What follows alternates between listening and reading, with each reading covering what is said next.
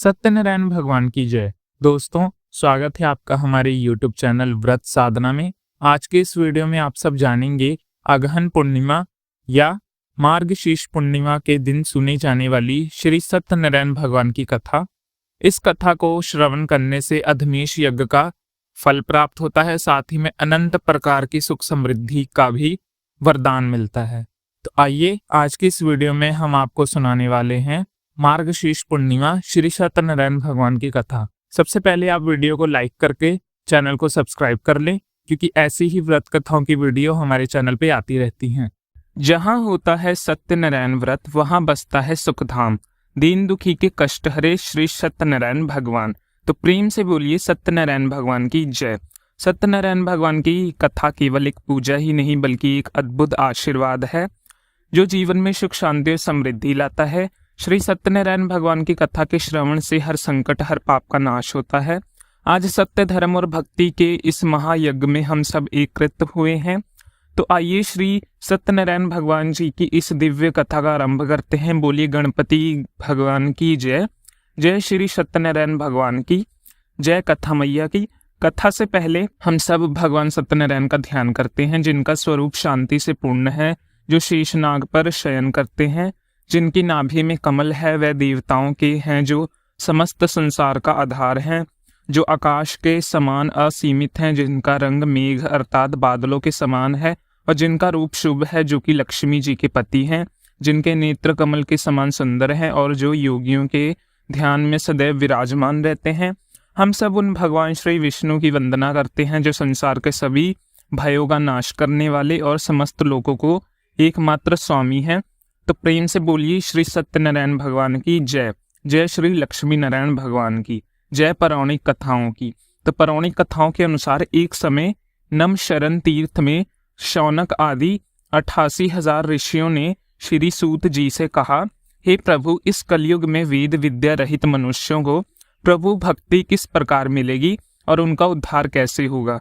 हे मुनि श्रेष्ठ, कोई ऐसा तप कहिए जिससे थोड़े समय में पुण्य प्राप्त होवे और मनवांछित फल मिले।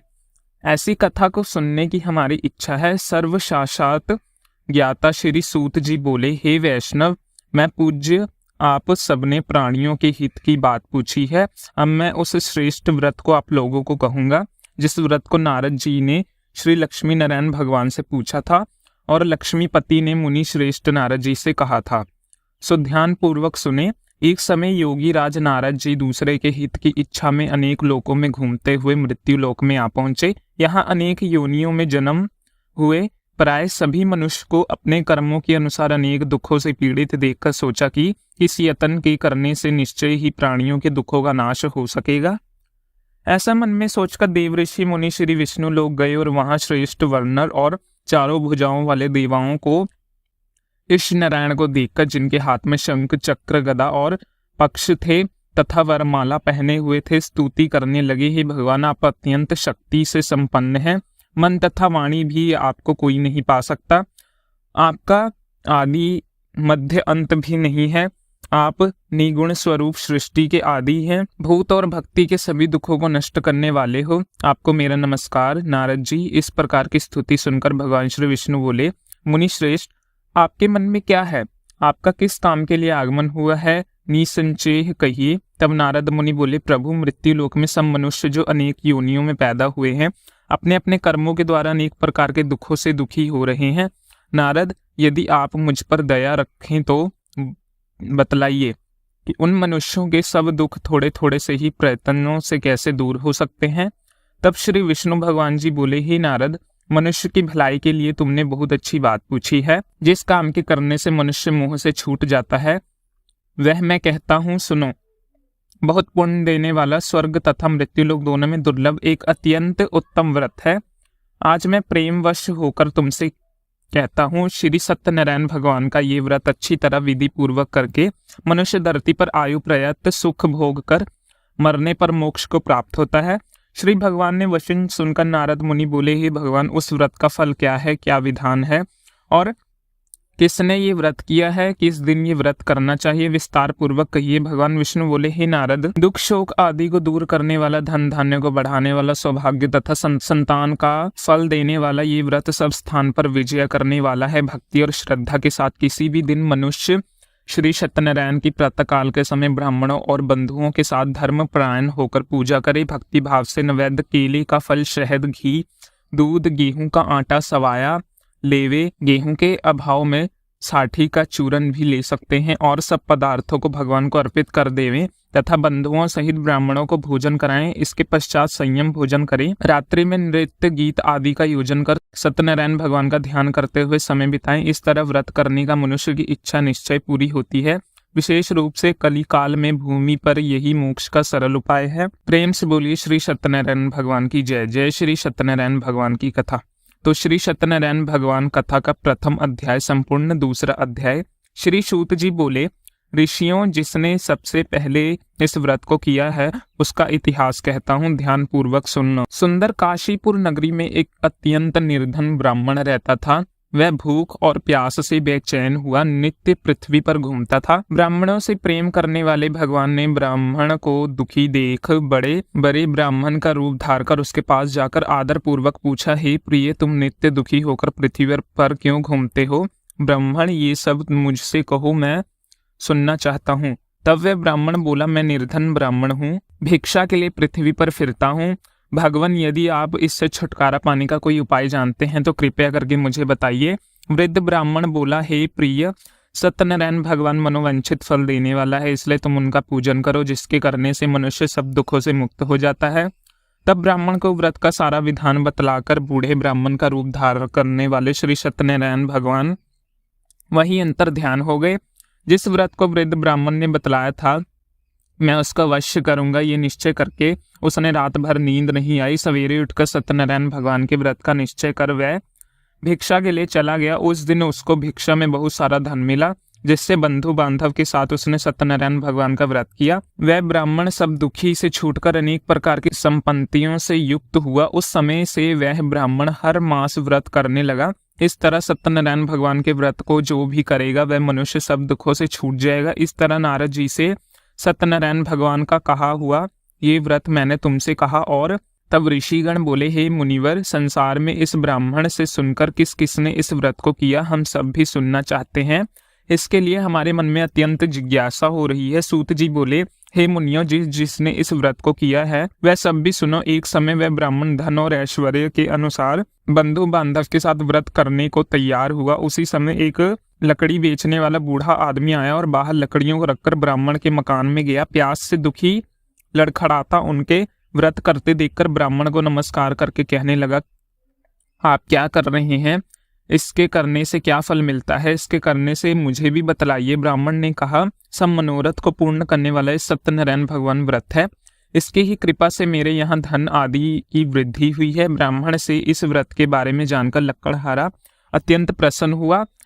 चरणामृत लेकर प्रसाद ग्रहण करने के बाद वह घर को गया। अगले दिन लकड़हारे ने अपने मन में इस प्रकार का संकल्प लिया, आज गांव में लकड़ी बेचने से जो धन मिलेगा उसी से सत्यनारायण भगवान का उत्तम व्रत करूंगा। ऐसे मन में निश्चय कर वह बूढ़ा आदमी लकड़ियां अपने सर पर रखकर जिस नगर में धनवान लोग रहते हैं और सुंदर नगर में गया और वहां पर उसने उन लकड़ियों का दाम पहले से चौगुना मिला। तब वह लकड़हारा दाम लेकर अति प्रसन्न होकर पके केले, शक्कर, घी, गुड़, दही और गेहूं का चूरन इत्यादि सत्यनारायण भगवान के व्रत की कुल सामग्रियों को लेकर अपने घर गए और फिर उसने अपने परिवारजनों को बुलाकर विधि के साथ भगवान का पूजन और व्रत किया। उस व्रत के प्रभाव से वह बूढ़ा लकड़हारा धन, पुत्र आदि से युक्त हुआ और संसार के समस्त दुख भोग कर अत्यंत में वैकुंठ लोक को चला गया। श्री सत्यनारायण भगवान की जय। श्री सत्यनारायण भगवान कथा का दूसरा अध्याय संपूर्ण। तीसरा अध्याय। श्री सूत जी बोले, हे श्रेष्ठ मुनि, अब आगे की कथा कहता हूँ, सुनो। उल्कामुख नामक का एक बुद्धिमान राजा राज करता था। वह सत्य वक्ता और जितेंद्रिय था। प्रतिदिन देव स्थानों पर जाता और गरीबों को धन देकर उनके कष्ट दूर करता। उसकी पत्नी कमल के समान मुख वाली और सती साध्वी थी। पुत्र प्राप्ति के लिए भद्र सलाला नदी के तट पर उन दोनों ने सत्यनारायण भगवान का व्रत किया। उस समय वहां एक साधु नामक वैश्य आया उसके पास व्यापार के लिए बहुत सारा धन था। वह नाव को किनारे पर ठहराकर राजा के पास आ गया और राजा को व्रत करते देखकर विनय के साथ पूछने लगा, राजन, भक्ति युक्त चित्त से आप क्या कर रहे हैं? मेरी सुनने की इच्छा है, आप मुझे ये बतलाएं। तब राजा बोले, हे वैश्व, आपने बांधव के साथ पुत्र आदि की प्राप्ति के लिए मैं यहाँ शक्तिमान सत्यनारायण भगवान का व्रत और पूजन मैं कर रहा हूँ। राजा के वचन सुनकर साधु आदर से बोला, हे राजन, मुझे भी इसका सब विधि विधान कहो, मैं भी इसी के अनुसार इस व्रत को अवश्य करूंगा। मेरी भी कोई संतान नहीं है और मुझे विश्वास है कि इस व्रत को करने से निश्चय ही मुझे संतान प्राप्ति होगी।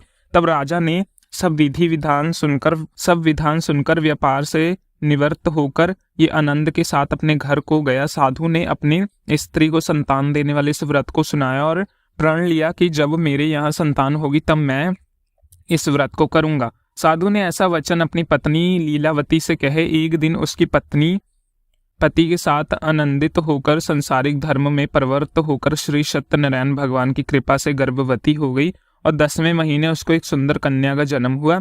वह कन्या दिनों दिन इस तरह बढ़ने लगी जैसे शुक्ल पक्ष का चंद्रमा बढ़ता है। कन्या का नाम कलावती रखा गया। तब लीलावती ने मीठे शब्द में अपने पति से कहा, स्वामी, जो आपने संकल्प लिया था कि मैं संतान होने पर सत्यनारायण भगवान का व्रत करूंगा, अब आप उसे करिए। साधु बोला, प्रिय, इसके विवाह पर करूंगा। इस प्रकार अपनी पत्नी को आश्वासन देकर वह नगर को चला गया। अब कलावती अपने पिता के घर में रहकर बड़ी हो गई थी और एक दिन साधु अब नगर में सखियों के साथ अपनी पुत्री को देखता हुआ तुरंत दूत को बुलाकर कहा कि पुत्री के लिए कोई सौभाग्यवर देख कर लाओ। साधु की आज्ञा पाकर दूत कंचन नगर पहुंचा और वहां पर खोज कर देखभाल कर कन्या के लिए सौभाग्य वर्णिक पुत्र को ले आया। उस सौभाग्य युवक को देखकर साधु ने अपने बंधु बांधव सहित प्रसन्न चित्त होकर अपनी पुत्री का विवाह उसके साथ कर दिया, किंतु दुर्भाग्य से विवाह के समय भी वह उस व्रत को ना कर पाया, वो भूल गया। तब श्री सत्यनारायण भगवान क्रोधित हो गए और साधु को श्राप दे दिया कि तुम्हें दारुणमय दुख प्राप्त होगा। अपने कार्य में कुशल साधु वैश्व अपने जमाता सहित समुद्र के समीप स्थित रतन नगर में गया और वहां दोनों ससुर जमाई चंद्रकेतु राजा के उस नगर में व्यापार करने लगे। एक दिन भगवान सत्यनारायण की माया से प्रेरित कोई चोर राजा का धन चुराकर भाग रहा था, किंतु राजा के दूतों को आता देखकर चोर घबराता हुआ धन को वहीं छुपा छोड़कर चला गया जहां वह ससुर और जमाई ठहरे हुए थे। जब दूतों ने उन साधु वैश्यों के पास राजा के धन को रखा हुआ देखा, उन्होंने को चोर समझ लिया और दोनों को बांध कर ले गए और राजा के पास जाकर बोले, हे राजन, ये दो चोर हम पकड़ लाए हैं, देखो, अब आज्ञा दीजिए। तब राजा की आज्ञा से उन्हें कठोर कारावास में डलवा दिया गया। उसने सब धन भी छीन लिया। सत्यनारायण भगवान के श्राप के कारण साधु वैश्व की पत्नी और पुत्री भी इधर घर में बहुत दुखी रहने लगी। उनके घर पर जो भी धन रखा था वह चोरी हो चुका था। शारीरिक और मानसिक पीड़ा और भूख प्यास से अति दुखी होकर अन्न की चिंता में कलावती एक दिन ब्राह्मण के घर गई और वहां उसने सत्यनारायण भगवान का व्रत होते देखा। फिर कथा सुनी और प्रसाद ग्रहण करते रात होने पर वह घर आई तो उसकी माता ने कलावती से पूछा, पुत्री तू कहाँ थी? मेरे मन में ना जाने क्या क्या चल रहा था। कलावती कहने लगी, माता, मैंने एक ब्राह्मण के घर पर श्री सत्यनारायण भगवान का व्रत होते देखा।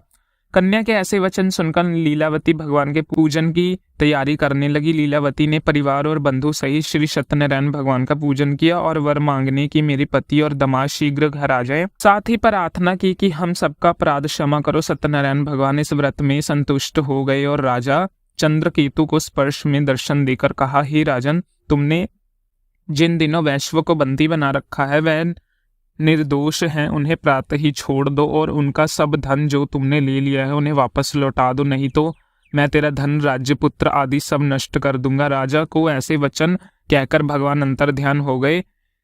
प्रातःकाल राजा चंद्रकेतु ने सभा में सरपय सुनाया। फिर दोनों वणिक पुत्रों को कैद से मुक्त कर सभा में बुलाया। दोनों को आते ही राजा को नमस्कार किया। राजा मीठे वचन से बोला, मनुभावी, तुम दववश ऐसा कठिन दुख प्राप्त हुआ है, अब तुम्हें कोई भय नहीं।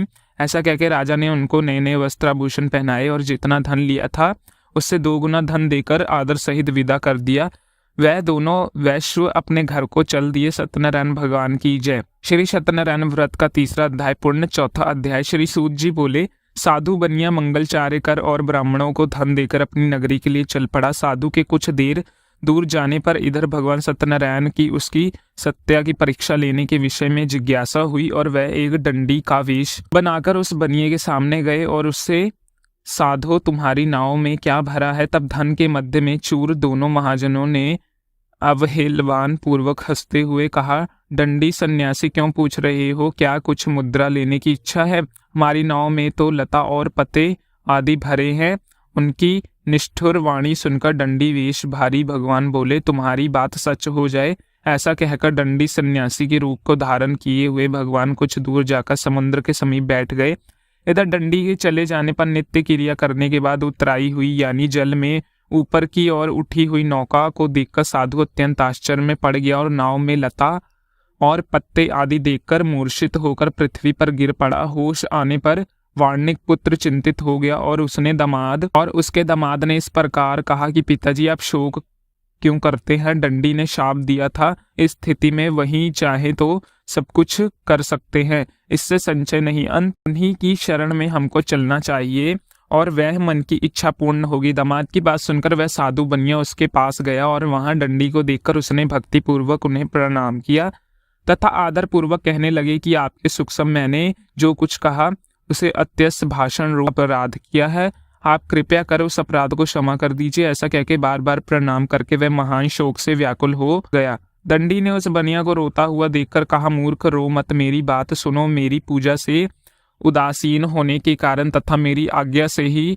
तुमने बार बार दुख प्राप्त किए हैं। भगवान की ऐसी वाणी सुनकर वह उनकी स्तुति करने लगा। साधु ने कहा, प्रभु ये आश्चर्य की बात है कि आपकी माया से मोहित होने के कारण ब्रह्म देवी आपके गुणों से रूपों को यथावत रूप से नहीं जान पाते, फिर मैं मूर्ख आपकी माया से मोहित होने के कारण भला कैसे जान सकता हूँ? प्रभु आप मुझ पर कृपा कीजिए और मुझ पर प्रसन्न होइए। मैं धन संपत्ति के अनुसार आपकी पूजा करूंगा और आपकी शरण में मेरा जो नौका में स्थित पूरा धन था उसकी मैं रक्षा करें। उस बनिए की भक्ति युक्त वाणी सुनकर भगवान जनार्दन संतुष्ट हुए और वहां जनार्दन उसे अभिष्ट वरदान कर वही अंतर ध्यान हो गए। इसके बाद वह साधु अपनी नौका में चढ़ा और उस धन धान्य से भरी हुई देखकर भगवान सत्यदेव की कृपा से हमारा मनोरथ सफल हो गया, ऐसा कहके सर्वजनों के साथ उसने भगवान विधिवत पूजा की। भगवान श्री सत्यनारायण की कृपा से वह आनंद पूर्वक से प्रतिपूर्ण हो गया। नाव को प्रत्येक पूर्वक संभालकर उसने अपने देश के लिए प्रस्थान किया। साधु बनिए ने अपने दामाद से कहा, नगरी दिखाई दे रही है। उसने अपने धन के रक्षक दूत को अपने आने का समाचार देने के लिए अपनी नगरी में भेजा। उसके बाद उस दूत ने नगरी में जाकर साधु की पत्नी का हाथ जोड़कर प्रणाम किया। उसके लिए अभिष्ट बात की श्रेष्ठ जी अपने दामाद और बंधु वर्ग के साथ बहुत सारे धन से संपन्न होकर नगरी के निकट पधार गए हैं। दूत के मुख के ये बात सुनकर अत्यंत आनंदित हुई साध्वी ने श्री सत्यनारायण पूजा करके अपने पति पुत्री से कहा, पुत्री मैं साधु के दर्शन करने के लिए जा रही हूँ, तुम भी जल्दी आना। माता के ऐसे वचन सुनकर व्रत को समाप्त करके प्रसाद का परित्याग करके कलावती भी अपने पति का दर्शन करने के लिए चल पड़ी। इसके बाद भगवान श्री सत्यनारायण रट हो गए और उन्हें उसके पति को तथा नौका को धन के साथ हरण करके जल में डुबा दिया। इसके बाद कलावती कन्या अपने पति को ना देखकर महान शोक से रिदून करती हुई पृथ्वी पर गिर पड़ी। नाव का दर्शन और कन्या को अत्यंत दुखी देखकर भयभीत मन से साधु बनिए ने ये सोचा, ये क्या आश्चर्य हो गया। नाव का संचालन करने वाले भी सभी चिंतित हो गए। इसके बाद वह लीलावती भी कन्या को देखकर दुखी से व्याकुल हो गई और अत्यंत दुखी से विलाप करती हुई अपने पति को इस प्रकार बोली, स्वामी अभी अभी नौका के साथ वह अध्यक्ष कहा कैसे हो गए, न जाने किस देवता की अपेक्षा है वह नौका हरण कर ली गई या फिर श्री सत्यनारायण के महात्म में भला कौन जान सकता है। ऐसा कहकर वे अपने परिवारजनों के साथ विलाप करने लगी और कलावती कन्या को गोद में लेकर रोने लगी। कलावती भी अपनी पति के नष्ट हो जाने पर दुखी हो गई। पति की पादुका लेकर उसने अनुगमन करने के लिए उसके मन में निश्चय किया कि कन्या के इस प्रकार के आश्चर्य को देखकर पत्नी सहित वह धर्म के साधु बनिया अत्यंत शोक व्याकुल हो गई और सोचने लगा, ये तो भगवान सत्यनारायण ने ये अपहरण किया है या फिर हम सभी भगवान सत्यदेव की माया से मोहित हो गए हैं। उस धन की शक्ति के अनुसार मैं भगवान श्री सत्यनारायण की पूजा करूंगा। तब सभी को बुलाकर इस प्रकार कहकर उसने अपने मन की इच्छा प्रकट की और बारंबार भगवान सत्यदेव और दंडवत प्रणाम किया। इससे दोनों को परिपालन भगवान सत्यदेव प्रसन्न हुए और भक्त वत्सल भगवान ने कृपा पूर्वक आकाशवाणी की कि तुम्हारी कन्या प्रसाद छोड़कर अपने पति को देखने चली गई। निश्चय ही इस कारण उसका पति अदृश्य हो गया। यदि घर जाकर वह प्रसाद ग्रहण करके वापस आए तो साधु बनिए, तुम्हारी पुत्री पति को प्राप्त करेगी। इससे संचय नहीं। कलावती ने ये भी दिव्य आकाशवाणी सुनी तो वह शीघ्र ही अपने घर गई और उस प्रसाद को ग्रहण किया। वापस आकर उसने अपने परिवारजनों और अपने पति को भी देखा। तब कलावती कन्या ने अपने पिता से कहा कि पिताजी, अब तो घर चलिए, देरी क्यों कर रहे हैं। कन्या की बात सुनकर वर्णिक पुत्र संतुष्ट हो गए। विधि विधान से भगवान सत्यनारायण का पूजा करके धन तथा बंधु बांधव के साथ अपने घर को गया। इसके बाद पूर्णिमा और संक्रांति पर्वों पे भगवान सत्यनारायण का पूजा करते हुए इस लोक में सुख भोग कर अंत में वह सत्यपुर वैकुंठ लोक को चला गया। प्रेम से बोलिए श्री सत्यनारायण भगवान की जय। श्री सत्यनारायण भगवान कथा का 4वां अध्याय पूर्ण। 5वां अध्याय। श्री सूत जी बोले, श्रेष्ठ मुनि, अब इसके बाद दूसरी कथा कहूंगा, आप लोग ध्यानपूर्वक सुनिए। अपनी प्रजा का पालन करते हुए तत्पर तंगु ध्वज नामक एक राजा था। उसने सत्यदेव के प्रसाद का परित्याग करके दुख प्राप्त किया। एक बार वह वन में बहुत से पशुओं को मारकर वट वृक्ष के नीचे आया। वहां उसने देखा कि गोप गण बंधु बांधव के साथ संतुष्ट होकर भक्ति पूर्वक भगवान सत्यदेव की पूजा कर रहे हैं। राजा ये देखकर भी अहंकार वश ना हुआ तो वह वहां गया और उनसे कहा, भगवान सत्यनारायण को प्रणाम ही किया। पूजन के बाद सभी उपकरण भगवान का प्रसाद राजा के समीप रखकर वहां से लौट आए और इच्छा अनुसार उन सभी ने भगवान का प्रसाद ग्रहण किया। इधर राजा को प्रसाद का परित्याग करने से बड़ा दुख मिला। उसका संपूर्ण धन्य धान्य और सभी 100 पुत्र नष्ट हो गए। राजा से मन में ये निश्चय किया कि अवश्य ही भगवान सत्यनारायण ने मेरा नाश कर दिया, इसके लिए मुझे वहां जाना चाहिए जहां श्री सत्यनारायण का पूजन हो रहा है। ऐसा मन में निश्चय करके गोपगणों के समीप वहां चले गए। भक्ति श्रद्धा से युक्त होकर विधि पूर्वक भगवान सत्यदेव की पूजा की। भगवान सत्यदेव की कृपा से वह पुण्य धन और पुत्रों से संपन्न हो गया। इसके बाद वह लोक में सुखी और उपभोग के अंत में सत्यपुर वैकुंठ लोक को प्राप्त हुआ। सूत जी कहते हैं कि जो व्यक्ति इस परम दुर्लभ श्री सत्यनारायण जी के व्रत को करता है, परम तथा फल प्रदायनी भगवान की कथा को भक्ति युक्त होकर सुनता है, उसे भगवान सत्यनारायण की कृपा से धन धान आदि की प्राप्ति होती। दरिद्रता धनवान हो जाता है, बंधन में पड़ा हुआ बंधन से मुक्त हो जाता है, डरा हुआ व्यक्ति मय मुक्त हो जाता है। सत्य बात है, संचय नहीं है। इस लोक में सभी इच्छुत फल के भोग कर अंत में सत्यपुर वैकुंठ लोक चला जाता है। ब्राह्मणों के इस प्रकार मैंने लोगों से भगवान सत्यनारायण के व्रत को कहा, जिससे करके मनुष्य सभी दुखों से मुक्त हो जाते हैं। कलयुग में तो भगवान सत्यदेव की पूजा विशेष फल प्रदायनी होती है। भगवान विष्णु के कुछ ही लोग काल, कुछ लोग सत्य, कुछ लोग ईश और कुछ लोग सत्यदेव तथा दूसरे लोग सत्यनारायण नाम से कहेंगे। उनके रूप धारण करके भगवान सत्यनारायण सभी का मनोरथ सिद्ध करते हैं। कलयुग में संतान भगवान विष्णु ही सत्यव्रत रूप धारण करके सभी के मनोरथ को पूर्ण करने वाले होंगे। श्रेष्ठ मुनिये, जो भी व्यक्ति नित्य भगवान सत्यनारायण जी की व्रत कथा को पढ़ता है, सुनता है, भगवान सत्यनारायण की कृपा उसे सभी पापों से नष्ट कर देती है। मुनिवर, पूर्व काल में जिन लोगों ने सत्यनारायण के व्रत किया था, अगले जन्म में वृतांत करता हूँ। लोग सुनिए। महान प्रजा संपन्न शतानंद नाम के ब्राह्मण सत्यनारायण व्रत करने के प्रभाव से दूसरे जन्म में सुदामा नामक ब्राह्मण हुए। उस जन्म में भगवान श्री कृष्ण का ध्यान करके उनको मोक्ष प्राप्ति हुई। लक्कड़हारा भील गुहो का राजा हुआ और अगले जन्म में उसको भगवान श्री राम जी की सेवा करके मोक्ष प्राप्त किया। महाराजा उल्का मुख दूसरे जन्म में राजा दशरथ हुए, जिनको श्री रंगनाथ जी की पूजा करने अंत में वैकुंठ प्राप्त हुआ। इस प्रकार धार्मिक और सत्यव्रत साधु पिछले जन्म के सत्यव्रत के प्रभाव से अपने दूसरे जन्म में मोरध्वज नामक राजा हुआ और उसके आर्य के चक्र के अपने पुत्र की आधी देह भगवान श्री विष्णु को अर्पित कर मोक्ष प्राप्त किया। महाराजा तंगु ध्वज जमांतर में संयमभू मनु हुए और भगवत संबंधित संपूर्ण कार्यों का अनुष्ठान करके वैकुंठ लोक को प्राप्त हुआ। जो गोपगण थे वह जमांतर में ब्रजमंडल में निवास करने वाले हुए और सभी राक्षसों का संहार करके उन्होंने भगवान का साक्षात धाम गोलोक प्राप्त किया। तो प्रेम से बोलिए श्री सत्यनारायण भगवान की जय। जय श्री लक्ष्मी नारायण भगवान की जय। श्री सत्यनारायण भगवान की। कथा का 5वां अध्याय संपूर्ण। इसी के साथ कथा समाप्त होती है।